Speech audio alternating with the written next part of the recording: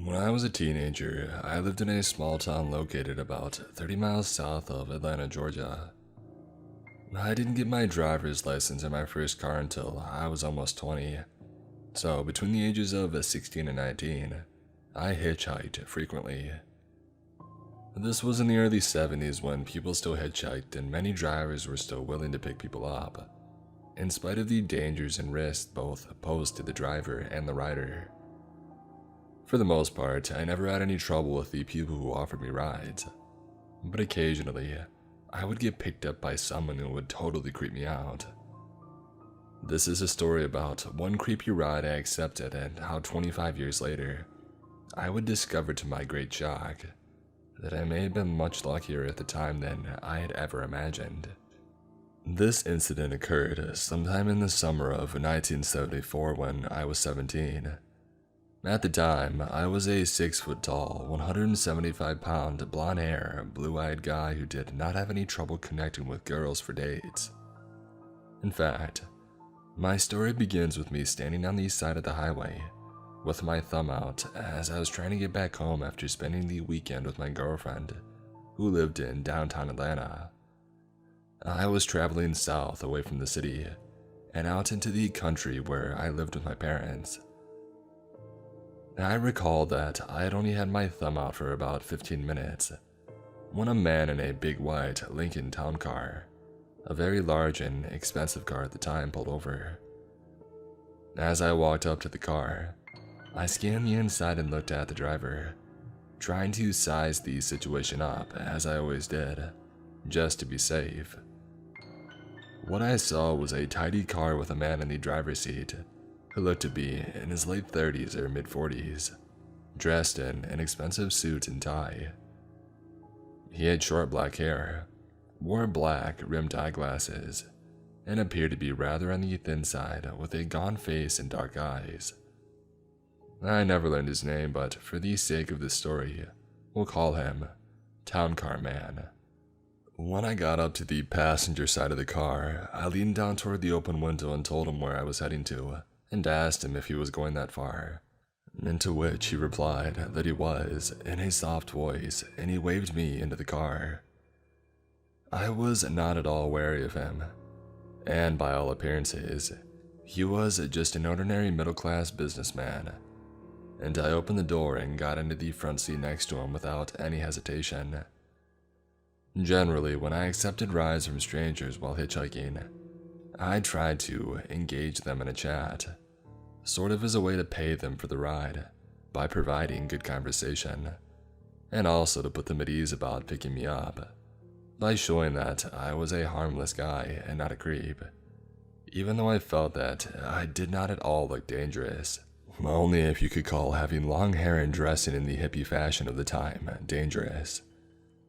However, when I began trying to chat with the town car man in my normal fashion, just a typical small talk, I instantly started getting bad vibes from him, as I could tell that he was mostly ignoring what I was saying and instead kept trying to steer the conversation toward asking me personal questions about myself, such as how old I was, where I went to school, if I had a girlfriend, etc.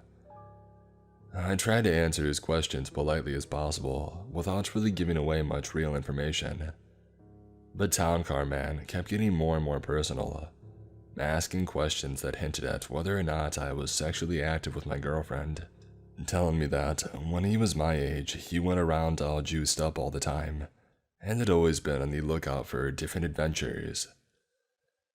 As the ride progressed and we were going further and further out into the country, I began to get very uneasy as I started to sense that something was not quite right with him.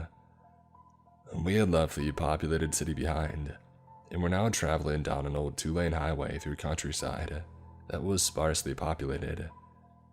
There seemed to be hardly any other cars on the road. The more that Town Car Man continued to ask me questions about myself, wanting to know very personal things about me, like if I ever did it with my girlfriend, all while glancing over at me from time to time with a sort of creepy, knowing look in his eye, as if he was privately enjoying some dirty secret that only he knew about. The more uncomfortable I became, I don't know how to better describe it than that it really began to make me feel uneasy, as his manner seemed very cagey, and I totally sensed that there was some underlying motive to his questioning. It really put me on guard. I began to think about what I should do next, as in, should I ask him to pull over and let me out, even though I was only about halfway to my destination, and out in the middle of nowhere. For the first time, I began to realize just how vulnerable I felt. But what really made me start to feel uneasy was when he started asking me if I wanted a drink of liquor, indicating that he had several bottles with him in the trunk, and that if I wanted some, he could pull over to the side of the road and mix me up a stiff drink. Because I was growing more and more uncomfortable, I declined his offer, saying that I did not drink, which was a lie, as even at that age, I normally drank with friends a lot. But he would not take no for an answer, and he kept insisting that I should really just have one drink, because he was such a great drink mixer, and it would only take him a minute for him to mix a very special one for me. After I declined this offer for something like the fourth time, he abruptly changed tactics again, and began telling me a story about when he was about my age, and a young guy in the army, and how he used to like to hitchhike a lot too, and that he would sometimes get picked up by men who wanted to pay him money to have sex with him, and he had anything like that ever happen to me. By this time, I'd had quite enough of all this, and I looked him straight in the eye and said, "No, that has never happened to me, and no, nobody has ever made an offer to me like that." Well, the knowing look vanished instantly from his face, and I could tell that he was totally irked by how I had just reacted to his story. That exchange between us totally changed the dynamic inside of the car, and he became very quiet. After a few minutes of this uneasy silence, he spoke up and told me that he was turning at the next intersection, and that I would need to get out there, even though he had told me when he had first picked me up that he was going my entire way. At this point, I was actually very relieved and not only wanted to get out of the car. When the car came to a stop, I had just barely gotten out of the car and pushed the door closed when he had stepped on the gas and zoomed off, literally jerking the handle of the car out of my hand. I remember that I stood there watching him drive away until he disappeared down the road, and that my heart was beating very fast. I was both scared and angry at what had just happened. After I had calmed down, I resumed hitchhiking until I got another ride that took me home without further incident. Now fast forward 25 years, it's 1999, and I had all but forgotten about my creepy ride with Town Car Man. I'm on the internet reading through a true crime website when I stumbled upon a story about an ultra creepy guy named Robert Bennett, a man who had been arrested after a series of vicious attacks on men whom he had picked up in his car, drugged, handcuffed, and then set their you-know-whats on fire with a flammable liquid. The attacks took place over a 20-year period, starting around 1968 in the Atlanta area and ending with his arrest in 1991. Prior to Bennett's arrest, this attacker became known as the Handcuff Man, and talk within the local community was that he was targeting men who he thought were up to no good. When I saw the photo of Bennett that accompanied the article, my jaw literally dropped, and the memories of my ride that day in 1974 came flooding back. I was certain I was looking at a picture of a Town Car Man, and I was absolutely floored. I do not have any way to prove that the creepy guy who picked me up was in fact this Robert Bennett, but the physical resemblance between what I remember about Town Car Man and the photo of Bennett is absolutely uncanny, and the persistent offer by Town Car Man to mix me a special drink, and his constant questions asking about my sexual activity. I really got lucky here. To start, I need to give some context. I was taking a Greyhound across the country as I was moving to seek assistance with mental health care. I had deep scratches on my face from a disassociative episode a couple of days prior to this event. This is a random detail, but it'll be important for a story dialogue. Obligatory, this happened back at the beginning of February. I had gotten stuck in Dallas due to my final bus being delayed by 2 days. I went online and booked a hotel to stay overnight, and would catch a flight out the following morning. The hotel had nice pictures and decent reviews online. It seemed legit. I took an Uber from the station to the hotel. It all started as I had arrived. There was a man standing outside of the lobby talking on his phone. I went in and he followed, still on the phone. I thought nothing of it as I assumed he was just waiting to get assistance at the front desk.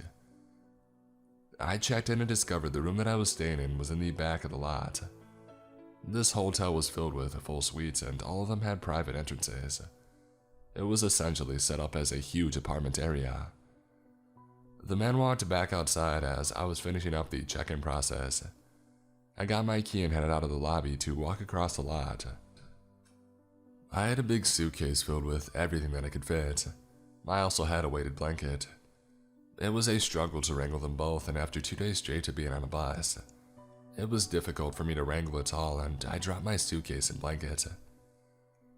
The man watched me as I picked everything up in front of him. Do you need any help with that? He asked. I told him that I was fine, but thank you for the offer. Once I got my stuff gathered again, I began my long journey of walking towards the back of the lot to get into my room. The man followed. So, are you from Dallas? He began. No, sorry. And then I wasn't and wasn't planning on staying longer than the evening. He followed me in silence for a moment, so I asked how long he was going to be in Dallas. As we're in a hotel lot, and I assumed that he would be passing by as well. Nah, I'm from here, he answered. Red flag number 1, enter gut feeling. I told him it was weird that he was at a hotel then, and still continued to walk. Hoping my lack of conversation would give him the hint to leave me alone, but he was persistent. We had small talk for a moment and I paused walking to take a look at the room number again. I was obviously lost and not sure where I was going, thanks to the vague details of the front desk representative. What room are you in? He asked. I told him the building, hoping that he would point me in the right direction and finally lead me to be on my way. He told me that he knew where that was and said to continue going straight. It was the last building on the right. Great, but red flag number 2. Why was he so familiar with the hotel's lot layout? I told him thank you and pressed on. He continued to follow, told me he wanted to make sure that I made it to my room okay. I responded by telling him that it wasn't necessary, but I had appreciated the offer. He wasn't listening. We walked for a few feet and a van pulled up. Hold up, he said. I gotta stop at this car quick. I was relieved, and I was sure he would get distracted by conversation and finally leave me be. I looked around the lot, trying to spot a building number and make sure that I was headed in the right direction. As I was checking my surroundings to gauge my location, I saw that a woman hopped out of the van. She handed him money and hopped back in the van and left. No more than a minute passed and the interaction was over. I didn't get to make it that far and he was jogging back toward me. Red flag number 3. So you're here for business then, I said. He then proceeded to ask me what I meant. You're trapping, I saw what just happened. He was silent but still continued to follow me. He then asked me what made me think that. I peeped that transaction, I'm not stupid. I've got street smarts and I'm more cultured than meets the eye. He told me that he was impressed by how observant and aware I was. I'm not interested in joining your business now, leave me alone, I'm not the one, I then told him. He laughed and proceeded to tell me that he could help me make a lot of money. Red flags validated. I told him that I wasn't interested in making money with him. I then stated that I wasn't going to snitch on him and that he's good to do him. I then stopped again to gauge where I was. The lot was getting darker the further back we went. I then repeated again that he didn't need to walk me to my room. I'm not interested in trapping and told him to go put that energy elsewhere. He then proceeded to tell me that he was just interested in making friends, and not everyone in the world is malicious. I told him that may be true, but I'm severely distrusting of people. I mentioned that I keep my circle small and wasn't looking to expand it. Dang, he replied. At this point, my mouth was popping off. I turned on the attitude, as nicely telling him to screw off wasn't getting through his thick head. Again, we walked in silence for a moment. You don't have to be so mean, he began. You're really beautiful. What happened to your face? Why do you have those scratches? I then decided to try and intimidate him or scare him away. I did it to myself, I told him. Why? You're too beautiful for that, girl. Don't do that to your face. You'll take away from your beauty, he replied. He then asked what I was doing in Dallas and wanted to know what I was doing that night. I told him no and that I was on my way to the loony bin because I'm freaking crazy. I then stated that he didn't want these problems. And again, I'm not the one. I'm almost there. He ended up following me to my room, continuously telling me that he wanted to get to know me and that he wasn't going to hurt me. I kept up my attitude with my responses and declining his advances. He followed me all the way to my room. I couldn't roll my suitcase in, and again, I ended up dropping my things. He picked them up and I opened the door. He then just walked into the suite and put my things in the living area. Thanks, I guess, I told him, keeping the door open behind me. He then mentioned again that we should hang out that evening. I declined once more and mentioned that I have a flight out in the morning. I was mostly interested in going to bed. He stood across the room from me, and again we found ourselves sitting in silence. So, you really don't want to be friends, he said. Again repeating that he wasn't going to hurt me and that not everybody in the world is bad. I was sick of it at this point and told him to leave. He sat on the couch in the living area, unfazed by my attitude towards him. You smoke? I can roll this one, he offered. I'd have to go back to my room to get it for us.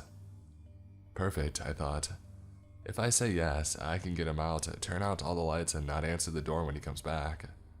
I told him, sure, go get it. He then asked if I would let him hit it when he gets back. I busted out laughing and told him, nah, I'm not the one. I told you that I don't want to make money with you. For those of you who may not be familiar with what's going on, he was trying to take me for a test drive. A pimp's got to test his goods before he distributes the product. A poor time makes for bad business. I may have seemed cool as a cucumber on the outside, but inside, I was shook by this whole situation and felt extremely uncomfortable. Again, he told me how much money I would make. At this point, alarms were blaring in my head. This man needed to leave. This had gone too far and I didn't feel right. What's your name? I asked. He told me a street name. Nah, I don't play that. Give me your ID. If I was about to get kidnapped or murdered, that information would be crucial. He did. His name was Donovan. I noted his birth date and tried to retain the ID number. I handed his ID back to him. We sat in silence once more, him still on the couch, me standing by the still open door. My eyes never diverting from him, watching his every move. So you're not going to let me hit it then? He asked. Once again, I rejected the statement and said that he could leave any time. I also reminded him that I'm freaking crazy and he should probably leave me because he was pissing me off at this point. I wanted to go to bed. I wanted to get out of fight or flight mode. I wanted to beat the crap out of this man. To be honest, looking back, I think he liked the attitude. I flipped the switch and turned off the attitude and then decided to tell him, you know what, yeah, we can chill. Go roll the blunt. I could use one. We can chat and get to know each other. See where it leads. He smiled and said, right, cool, and told me that he would be back. I immediately closed and locked the door behind him, texted his information to a couple of friends and my mom without context, grabbed a knife from the kitchen, and checked to make sure that all the windows were locked. At this point, it had been an hour since I had checked in. It took about 20 minutes to walk to and find my room from the front of the lot. The rest of the time was spent convincing him to leave my room. All this time, my mom had been blowing me up, worried that I didn't make it to my hotel safely. I called her and explained what had happened. She then proceeded to hang up on me, call the front desk, demanded I get a room next to the lobby, and alerted them of what happened to me. I don't know if he ever came back, as the manager was there within minutes and drove me to my new room. She apologized and stated that the man was there often and never caused any problems. This statement raised more questions than answers for me,